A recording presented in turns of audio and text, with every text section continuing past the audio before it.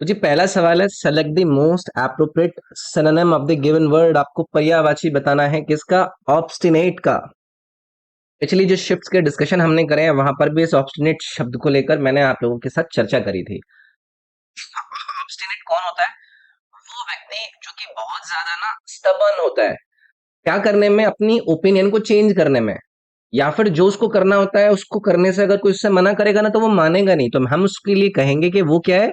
वो बहुत ही हठी है। आप उससे कोई चीज करने के लिए कह रहे हैं बट वो मान ही नहीं रहा है, तो वो क्या है? वो ऑब्स्टिनेट है। जैसे कि एग्जाम्पल के तौर पे किसी भी व्यक्ति के लिए हम कहते हैं कि भाई बहुत ज्यादा हमने इसके साथ आर्ग्यूमेंट्स करे, फिर भी ये क्या रहा? ये ऑब्स्टिनेट रहा कि भाई मुझे अपना घर नहीं खरीदना। तो अपने घर को नहीं खरीदने के लिए उससे जो हमने कई सारे आर्ग्यूमेंट्स करे थे, फिर भी अगर वो आदमी अपना घर नहीं बेच रहा है तो हमने क्या कहा? ही रिमेन्ड ऑब्स्टिनेट, मतलब वो हटी रहा। ठीक है। अब ऐसे ही आप एक वर्ड सुनते हैं जो कि यहाँ पर आपको ऑप्शन नंबर बी में दिया गया, स्टबन। स्टबन का मतलब क्या होता है? वो व्यक्ति जो कि जिद्दी होता है, उसका जो डिटर्मिनेशन है वो डिटर्मिनेशन से हटेगा ही नहीं, वो अपना एटीट्यूड नहीं बदलेगा, वो अपनी पोजीशन नहीं बदलेगा किसी भी चीज को लेकर, कोई भी काम। तो मतलब वो क्या है? जिद्दी है। तो यहाँ पर ऑब्स्टिनेट और स्टबन जो आपके वर्ड दिए गए हैं ये हो जाएंगे एक दूसरे के सिनोनिम। देखो यहाँ पर और भी वर्ड दिए गए हैं, जैसे कि एक वर्ड दिया है सबमिसिव। सबमिसिव का मतलब होता है जिससे जैसा कह दो वैसा कर ले, मतलब आज्ञाकारी। ये अपनी विलिंगनेस को शो करने के लिए तैयार है कि ठीक है आप मेरे से ही चाहते हो मैं कर देता हूं, मतलब ये सबमिसिव है, जैसा कहोगे वैसा कर लेगा। तीसरा ऑप्शन इन्होंने दिया अडेप्टिव, बहुत ही कॉमन सा वर्ड है। इसका मतलब है कोई ऐसा व्यक्ति जो कि अपने आप को क्या कर लेता है? अडेप्ट कर लेता है, या फिर able to adjust new conditions. तो मान लीजिए कि अगर किसी को किसी नई कंडीशन के अंदर डाला जाता है और वो व्यक्ति उस नई कंडीशन को एडजस्ट कर लेता है, एबल होता है उस अपनी नई कंडीशन को एडजस्ट करने में, तो उसको हम कहेंगे कि वो क्या? अडेप्टेबल है। ओबीडियंट के बारे में सबको पता है, वो व्यक्ति जो कि आज्ञाकारी है, जिससे आप रिक्वेस्ट करेंगे उसको ऑर्डर देंगे तो वो ओबीडियंट है, आपकी हर बात को मान लेगा। अगला है select the correct spelled word to fill in the blank. आपको ब्लैंक में उस वर्ड को भरना है जिसकी स्पेलिंग करेक्ट है।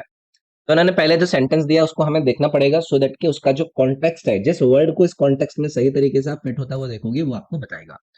My grand mother the preparation of every festival celebration in my house. तो मेरी जो ग्रैंड मदर है वो शुरू मतलब प्रेपरेशन करती हैं एवरी फेस्टिवल सेलिब्रेशन की हमारे घर में। तो इनिशिएट वर्ड नहीं बोल रहे हैं, ये इनिशिएट वर्ड की स्पेलिंग इसके अंदर फिल करने के लिए बोली जा रही है। तो इनिशिएट की स्पेलिंग क्या हो जाती है? इनिशिएट्स, यानी कि किसी चीज को आरंभ करना, किसी चीज की काम को सेट गोइंग करना, बिगिन करना। तो इनिशिएट वर्ड इसके अंदर जाएगा जिसकी जो स्पेलिंग है वो आपको ये ऑप्शन नंबर 2 में इन्होंने दी थी। ठीक है। अगला है select the most appropriate option to substitute the underline segment. Underline segment कहां पर है भाई? देखो ये वाला है underline segment, can get positive conclude value, ये वाला है आपका अंडरलाइन सेगमेंट। स्टेटमेंट है aesthetic value is specifically a way in which we can get positive conclude value from the word at stage. ये जो अंडरलाइन सेगमेंट है, can get positive conclude value, positive conclude value, positive conclude value, क्या ये face यहां पर इन्होंने सही use किया है? जी नहीं, क्योंकि ये जो वर्ड है कंक्लूड, ये क्या है? ये एक वर्ब है, और ये वर्ब इस कॉन्टेक्स्ट में फिट ही नहीं हो रही है ना? तो जो नाउन फॉर्म है इसका कंक्लूड का, वो क्या रहेगा? वो रहेगा कॉन्क्लूसिव। कॉन्क्लूसिव, उसको हमें इसकी वैल्यू को या फिर वैल्यू के टाइप को डिस्क्राइब करने के लिए यूज करना पड़ेगा। जैसे कि aesthetic value is specifically a way in which we can get positive conclusive value.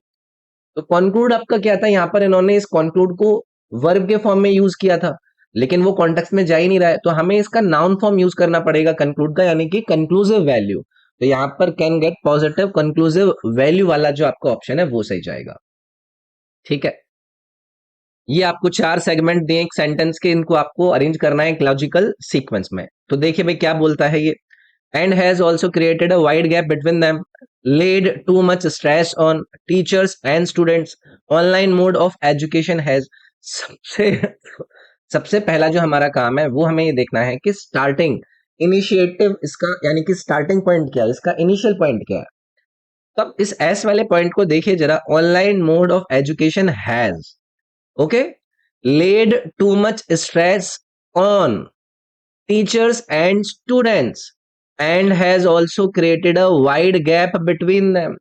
ये जो ऑनलाइन मोड ऑफ एजुकेशन का आपको आज के समय में देखने के लिए मिल रहा है, उससे टीचर्स और स्टूडेंट्स के ऊपर स्ट्रेस पड़ रहा है और उसकी वजह से एक गैप बन गया है स्टूडेंट्स और टीचर्स के बीच में। सही है ना लॉजिक? तो यहाँ पर online mode of education has यानी कि S statement, led too much stress on home, किसके ऊपर स्ट्रेस है? टीचर्स एंड स्टूडेंट्स के ऊपर, और इसने एक वाइड गैप क्रिएट किया है बिटवीन देम, तो यहाँ पर आपका पी। तो एस क्यू आर पी, ये आपका पहला वाला जो ऑप्शन है ये इसमें सही जाएगा। Select the option that can be used as a one word substitute for the given group of words, a thing that can be easily carried by hands। कोई चीज जिसको आप कैरी कर सकते हैं, किससे? हाथों से। तो आप बताइए कि किसी चीज को आप आसानी से अपने हाथों से कैरी कर सकते हैं, उसको हम क्या कहते हैं? पोर्टेबल। आपने सुना होगा ना पोर्टेबल चार्जर। तो पोर्टेबल चार्जर का मतलब क्या है कि आप इसको कहीं पर भी ले जाकर अपनी चीज को चार्ज कर सकते हैं। ये नहीं कि आपको एक स्विच के अंदर ही इसको घुसाना पड़ेगा। पोर्टेबल का मतलब क्या है? जिसको आप इजीली कैरी कर पाए अपने हाथों से।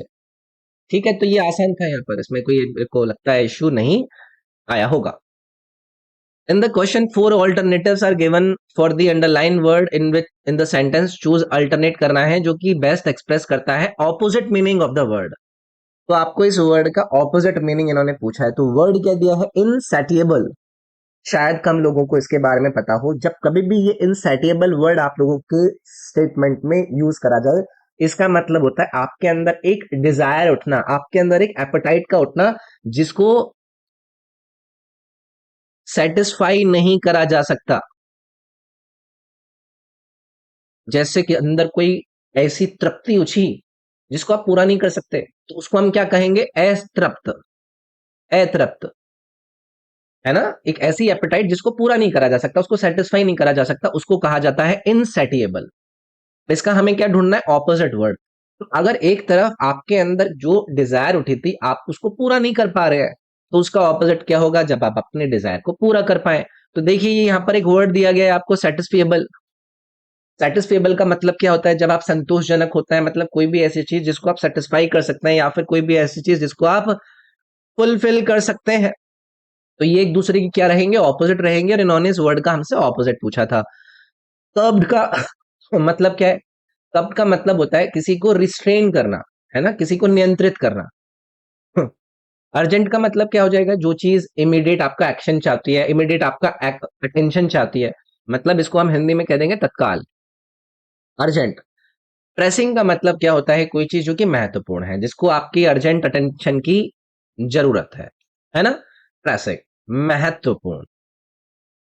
Select the most appropriate meaning of the given idiom. Idiom दिया गया है left out in the cold. Left out in the cold जैसे होता है, इसको हम ना, मान लो कि आप किसी प्रोजेक्ट पर काम कर रहे हैं, किसी प्रोजेक्ट को किसी टीम को दिया गया, है ना, मान लो कि कोई लड़की है उसको दिया गया, तो हम क्या कहेंगे? When the project was handed out he felt left out in cold edge. क्यों? क्योंकि उसको कोई सिग्निफिकेंट टास्क नहीं दिया था उसके अंदर। तो लेफ्ट आउट इन कोल्ड का मतलब होता है किसी चीज को अनदेखा कर देना, या फिर किसी चीज से बाहर निकल जाना, किसी चीज से ऐसे कोशिश करना कि यार मैं नहीं हूं इसके साथ, है ना, मतलब आपको समझ में ही नहीं आ रहा है, तो आप ऐसे दिखा रहे हो कि मेरे को पता ही नहीं है कि ये यहाँ पे है। होता नहीं है, मीटिंग चलती है, मीटिंग में कोई प्रोजेक्ट दिया जाता है और हम कहते हैं कि भाई मैं आपको ये वाला टास्क देता हूँ, तो आप क्या करते हैं? इधर उधर देखने लगते हैं, आप अनदेखा करते हैं, मतलब you are left out in the cold, किसी चीज को आप अनदेखा कर रहे हैं। ठीक है, तो इसका मतलब क्या हो जाएगा? आप किसी चीज को क्या कर रहे हैं? इग्नोर कर रहे हैं। तो यहाँ पर आपका बी वाला जो ऑप्शन है वो आपका करेक्ट हो जाएगा। ठीक है, मतलब इसका मतलब आप समझ रहे हैं, आपको इग्नोर कर दिया गया है, आपको प्रोजेक्ट मतलब के अंदर कोई सिग्निफिकेंट काम दिया ही नहीं, कोई प्रोजेक्ट हैंड ओवर करा गया लेकिन आपका नाम ही नहीं है उस प्रोजेक्ट से रिलेटेड। ठीक है, part of the following sentence have been given as option, select the option जिसके अंदर आपको एक एरर नजर आ रहा है। तो he always wants to be in the company of those who are intellectually superior than him. Superior than क्या सही है? ये जो सुपीरियर देन इन्होंने यहाँ पर यूज किया है, हम क्या यूज करते हैं? Superior to him. तो ये जो सुपीरियर देन हिम वाला सेगमेंट है इसमें एरर हो जाएगा। अगला है, इस गिवन ईडीएम का आपको मतलब बताना है। ब्रेक द आइस बहुत ही कॉमन ईडीएम है। इसका मतलब होता है जब कोई दो लोग आपस में कहीं पर बैठे हैं और उनके बीच में कोई बात नहीं हो रही है, तो कोई तीसरा आदमी आकर कहता है कि भाई साहब लेट्स ब्रेक द आइस, भाई साहब बातचीत की शुरुआत कीजिए आप। तो ब्रेक द आइस का मतलब होता है जब आप बातचीत की शुरुआत करते हैं, है ना। तो यहां पर आपका करेक्ट सेगमेंट जो जाएगा ब्रेक द आइस से, वो क्या जाएगा, टू से और do something that makes people feel more relaxed specially at the beginning of a meeting या फिर पार्टी। आप किसी पार्टी या फिर किसी मीटिंग के अंदर कुछ ऐसा कहते हैं, मान लीजिए कि आपने कोई जोक मार दिया और उस जोक से सब लोग हंसने लगे, तो एक माहौल बन गया, उस माहौल से अब आपस में लोग क्या करने लग जाएंगे, बातचीत करने लग जाएंगे, मतलब यू ब्रोक द आइस, आपने बातचीत की शुरुआत करा दी। तो याद रखेंगे इसको। Parts of the following sentence have been given as option, बताइए जिसके अंदर एरर है। I have sing let it go before a crowd of thousands of people. I have sing, क्या ये सही है भाई सेगमेंट? ये जो सिंग इन्होंने यहाँ पर यूज किया है, क्या ये सही है? ये जो वर्ब सिंग इन्होंने यूज किया है, तो आई हैव संग नहीं आएगा यार यहाँ पर, है ना। प्रेजेंट परफेक्ट टेंस है, यहाँ पर पास्ट पार्टिसिपल आपको वर्ब का यूज करना पड़ेगा। तो आई हैव संग यहाँ पर आता, तो जिसकी वजह से थर्ड वाला जो ऑप्शन है इसमें एरर थी। एंटोनिम बताना है यार आपको किसका, यहाँ पर एक वर्ड दिया गया है ब्रिलियंटली। ब्रिलियंटली का मतलब क्या होता है? ब्रिलियंटली, ब्रिलियंटली का मतलब होता है कोई चीज जो कि बहुत ज्यादा क्या है, ब्राइट है ना, बहुत ज्यादा रेडियंट है। एक्सेप्शनली किसी के अंदर ना क्लेवरनेस आपको देखने के लिए मिल रही है, बहुत ज्यादा दिमागदार है, टैलेंटेड है, तो हम कहेंगे ये ब्रिलियंट है, मतलब ये प्रज्वलित है, इसके अंदर ज्ञान का भंडार है। अब इसका एंटोनिम मुझे अगर ढूंढना है तो कोई ऐसा जिसका दिमाग कम चलता हो, तो यहाँ पर एक वर्ड दिया गया है, देखो आपको, डिमली। डिमली का मतलब क्या होता है, मंद, है ना। कोई ऐसी चीज जो कि क्लियर नहीं है, इसके अंदर लाइट कम है, मतलब मंद हो गया। ब्रिलियंटली जहां पर आप एक तरीके से एक्सेप्शनली इतने इंटेलिजेंट थे कि आप रेडिएट कर रहे थे, आप लोगों के सामने अपनी जो ज्ञान की ज्योति थी उससे लोगों को प्रज्वलित कर रहे थे। दूस, दूसरी तरफ डिमली, मेरी तबीयत खराब है तो इसलिए मेरे को खांसी आ रही है बार बार, ठीक है। फिर से एक आपको इन्होंने एक सेंटेंस के सेगमेंट दिए, इनको आपको अरेंज करके एक मीनिंगफुल ऑर्डर में अरेंज करना है। Want movie tonight, do you to watch the, यार कितना आसान है। हम यहाँ पर क्या इससे शुरू नहीं करेंगे, do you, do you, do you, नहीं, डू यू से क्यों स्टार्ट करना है इसको, है ना। डू यू से स्टार्ट करते हैं, डू यू वांट, हम ऐसे कर सकते हैं, do you want to watch, do you want to watch the movie tonight, तो यहाँ पर आपका एस एंड देन पी, तो do you want to watch movie tonight, तो ये आपका करेक्ट फ्रेज इसमें रहेगा। तो देखो क्यू और आर एस पी, ये आपका फोर्थ वाले सेंटेंस के साथ जाएगा। सेलेक्ट दी ऑप्शन जो कि करेक्टली एक्सप्रेस कर रहा है इस सेंटेंस को। पैसिव वॉइस के अंदर बहुत ही आसान ही होता है, तो इसको अगर पैसिव वॉइस के अंदर अगर आपको कन्वर्ट करना है, मिस्टर अमर रिफ्यूज्ड हिम एडमिटेंस, तो आपको क्या करना होगा, जो ऑब्जेक्ट है, ऑब्जेक्ट क्या है, एडमिटेंस, इसको आपको शुरुआत में लेकर जाना पड़ेगा, और जो एक्टिव वर्ब है इसमें रिफ्यूज्ड, उसको आपको क्या यूज करना पड़ेगा, वॉज रिफ्यूज्ड, है ना। तो यहां पर सेंटेंस क्या बनेगा, admittance was refused to him by mister Amar, तो admittance was refused to him by mister Amar, third वाला ऑप्शन सही हो जाता। फिर से पैरा जंबल सेंटेंस के सीक्वेंस को आप लोगों को दिया गया है। Always favours only the fortune bold, तो क्या है इसमें आपका, फॉर्च्यून से शुरू कर सकते हैं हम, fortune always favours only the bold, तो फॉर्च्यून भी हमेशा उन लोगों का साथ देती है जो कि बोल्ड होता है, तो यहां पर आपका fortune always favours only the bold, तो आरपीक्यूएस, आरपीक्यूएस ये देखो पहला वाला ऑप्शन जाएगा इसमें, ठीक है। Select the most appropriate homophone, homophone क्या होता है, जो कि एक तरह से आपका स्वर दे रहे होते हैं। The summer was hot this year, too hot, too hot, too hot, too hot, तो टू हॉट बोलते हैं ना यार हम, टी डबल ओ, जिसका मतलब क्या होता है कि जिस चीज की आप बात कर रहे हैं वो हायर डिग्री का है, ज्यादा है वो, है ना।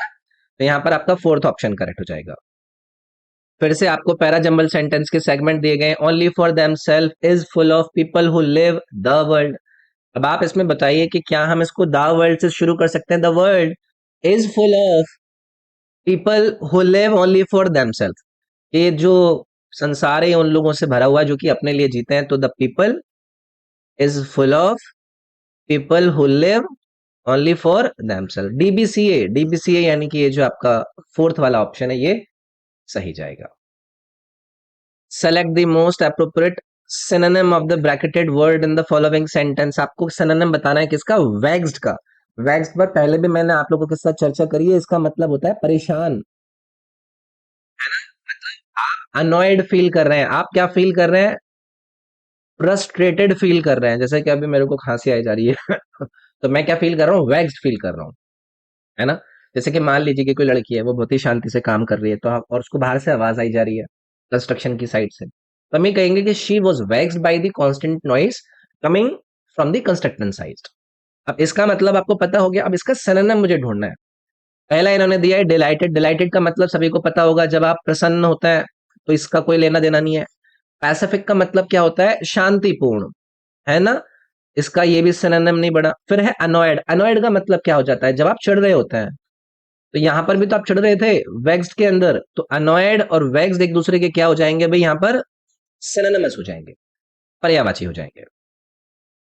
सेलेक्ट द करेक्ट स्पेलिंग, जो कि अंडरलाइन सेगमेंट की आपको दी गई है। ये जो वर्ड है वो है फैक्शियस। पहले स्टेटमेंट पढ़ लेते हैं। Can you please come back to reality from the. Factious मतलब इनको कहना है, मतलब कोई ऐसी चीज जो कि काल्पनिक है, कि क्या आप अपने उस काल्पनिक दुनिया से वापस आ सकते हो जिसमें आप रह रहे हो। तो इस वर्ड की करेक्ट स्पेलिंग होती है, फिक्शन से बनता है फिक्शियस। FICTI तक आपका ठीक है। फिर उसके बाद TIOUS, फिक्शिशियस, मतलब कोई चीज जो कि आपकी इमेजिनेशन के द्वारा क्रिएट हुई है। तो यहाँ पर आपका करेक्ट वर्ड देखो, ये आपका सी वाला चला जाएगा। ठीक है। एंटोनिम बताना है भाई आपको, यानी कि विलोम बताना है किसका? प्योरीफाई का। प्योरीफाई का सभी को मतलब पता है, किसी चीज को क्या करना? शुद्ध करना। किसी चीज को प्योरीफाई करना, या फिर अगर किसी चीज के अंदर कंटामिनेंट्स है, अशुद्धियां है, उनको रिमूव करना, क्लीन करना, उसको प्योर करना। इसका एंटोनिम हमें बताना, तो देखो यहाँ पर वर्ड दिया है पॉल्यूट, मतलब किसी चीज को प्रदूषित करना, अशुद्ध करना। तो एंटोनिम नहीं हो गए एक दूसरे के। चैंट का मतलब क्या हो जाएगा? किसी चीज का जप करना। चैंटिंग का मंत्र, है ना, जप करना मंत्र का। इनवाइट का मतलब क्या हो जाता है? किसी को आमंत्रित करना। वॉश का मतलब क्या हो जाता है? किसी चीज को धोना। तो आसान है ये भी। इसको एक्टिव वॉइस के अंदर भाई आपको क्या करना है? कन्वर्ट करना है। तो अगर इसको एक्टिव वॉइस के अंदर आपको करना है, trigonometry has been taught by him for donkey's years. तो आपको इसका जो सब्जेक्ट है, सब्जेक्ट क्या है इसका? हिम। इसको हमें ले जाना पड़ेगा शुरुआत में। और फिर जो इसके अंदर इन्होंने वर्ब यूज करी है हैज बीन टॉट, इसको हमें किस तरीके से यूज करना पड़ेगा? हैज टॉट, प्रेजेंट परफेक्ट में ले जाकर। तो सही सेगमेंट क्या बनेगा? He has been teaching trigonometry for donkey's years. Donkey's years का मतलब हो जाता है कि बहुत सालों से। ठीक है।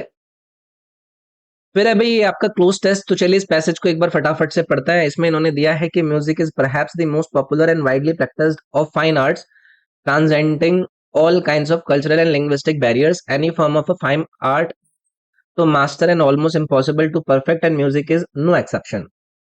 Nature it is learned has blessed almost two-thirds of the human race with musical ability of some sort. Music has the power to out the deepest emotion. In fact, it's a magic medicine and may seek refuge in it when they are depressed or stressed. It is this intimacy that makes us listen to music, even hum or sing sometimes. Singing or realistically speaking, expressing one's emotion musically sometimes takes a serious turn. To desire to sing before an audience is innocent and beautiful, and indeed is perfectly all right to have such a genuine desire. But it is also important to understand that singing is an what art, a highly refined one at that, which requires systematic, prolonged, and strict training to be acceptable. Singing को लेकर बात हो रही है। बात हो रही है कि ये जो म्यूजिक की प्रैक्टिस की पॉपुलैरिटी है वो फाइन आर्ट्स के विद इन है कि नहीं? चलो पहला वाला भरते हैं। Music is perhaps the most popular and widely practised of fine arts. Practised form of fine arts, design of fine arts, format of fine arts, या फिर सब्सटेंस ऑफ फाइन आर्ट्स। तो ये फॉर्म ऑफ फाइन आर्ट्स हम यहाँ पर use करेंगे भाई, क्योंकि फॉर्म क्या है? आपको इंडिकेट कर रहा है एक टाइप ऑफ वेराइटी जो कि विद इन आर्ट्स है, जो कि इस कॉन्टेक्स्ट में आपका सही जा रहा है। दूसरा देखेंगे भाई। दूसरा, any form of fine art is to master, any form of fine art is difficult to master, easy to master, exam to master, and serious to master, and almost impossible. Impossible वाला word है, उसके साथ हम यहाँ पर क्या लगाएंगे? Any form of fine art is difficult to master and almost impossible to perfect and music is no exception. तो डिफिकल्ट आपका आएगा, इसमें भी आपका ए वाला ऑप्शन जाएगा। तीसरे में आते हैं भाई, music has the power to out the deepest emotions.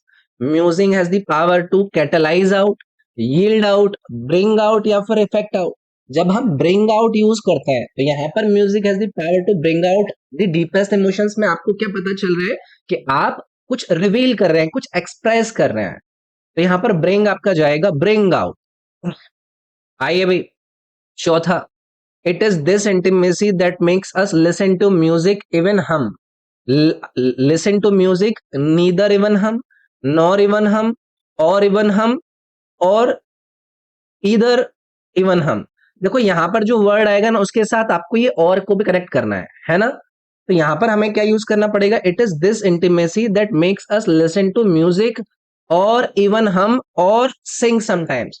तो हम यहाँ पर और को क्यों यूज कर रहे हैं, क्योंकि कंजंक्शन के इस प्लेसमेंट से ये आपका जो कंटेक्स्ट है वो सही निकल रहा है, क्योंकि आप ऑल्टरनेटिव्स को शो कर रहे हैं। तो यहाँ पर और इवन हम और सिंग टाइम्स ये ऑल्टरनेटिव्स को शो करने वाला आपका करेक्ट कंजंक्शन इसमें फिट होगा। तो यहाँ पर और आना है, इसमें आप इधर मत भर दीजिएगा, ठीक है। लास्ट है भाई, but it is also important to understand that singing is an art, an uncomplicated art, an uniform art, an mixed art या फिर एन इंट्रिकेट आर्ट। अगर आप लोग इस पैसेज को अभी इस समय पर देखेंगे तो ये कन्वे कर रहा है कि जो कॉम्प्लेक्सिटी है और जो डिटेल इन्वॉल्व है सिंगिंग को करने में उसके अंदर। तो इंट्रिकेट वाला जो वर्ड है ये क्या बताता है, ये आपको बताता है कि कोई चीज कितनी ज्यादा कॉम्प्लेक्स है, कोई चीज कितनी ज्यादा हाईली रिफाइन है। तो हम ही कहेंगे कि an intricate art a highly refined word. तो यहाँ पर आपका ये जो डी वाला ऑप्शन है ये चला जाएगा, ठीक है।